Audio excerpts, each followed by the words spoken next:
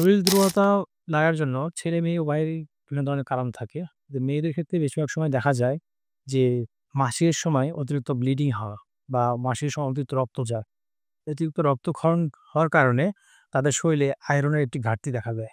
আয়রনের ঘাটতি হলে যেমন শরীরের রোগ প্রতিরোধ ক্ষমতা কমে যায়, তেমনি গর্ভধারণের ক্ষমতাটাও কমে যায় এবং বাচ্চা প্রসব করলেও যে বাচ্চা হয় তা বিকলাঙ্গ হওয়ার সম্ভাবনা অনেক বেশি থাকে।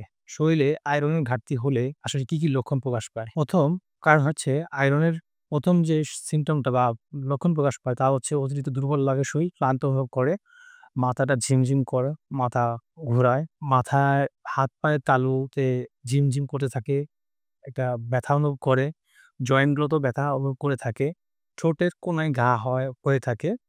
এছাড়া ঠোঁটের কোণায় ঘা হওয়া ছাড়াও তার মাথা ভন করতে থাকে, তার অতিরিক্ত অস্থিরতা লাগে।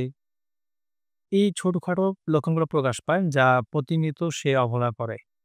আচ্ছা, এখন আমরা জানি যে আসলে তার এই লক্ষণগুলো প্রকাশ পাওয়ার ফলে আমরা আসলে কি করব?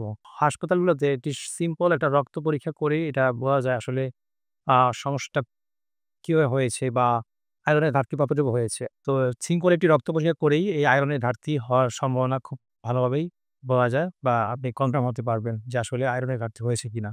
আয়রনের ঘাটতি হলে আসলে ডাক্তাররা কি দিয়ে থাকে? আয়রনের ঘাটতি হলে সাধারণত ডাক্তাররা আয়রন ট্যাবলেটই দিয়ে থাকে।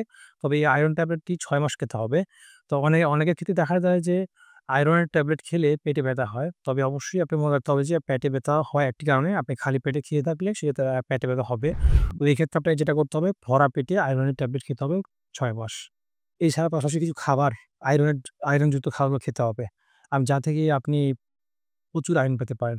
মাসিকের সময় সাধারণত যেহেতু আয়রন ঘাটতি দেখা দেয়, তো মেয়েদের এইসব খাবারগুলো বেশি খেতে হবে। যেমন গরুর কলিজা, এতে প্রচুর পরিমাণে আয়রন পাওয়া যায়। এছাড়া হচ্ছে গরুর মাংস। তবে গরুর মাংস একটু পরিমাণ মতো খাবেন।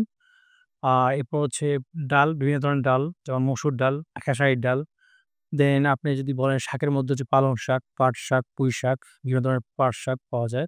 আ এইসব খাবার মানে এইসব সবজি থেকে আপনি পেতে পারেন। এছাড়া টমেটো, দেন বিভিন্ন ধরনের যে গ্রু যে কালারফুল ফল ফ্রুটস বা ফল আছে সেগুলোর থেকে আপনি আয়রন পেতে পারেন।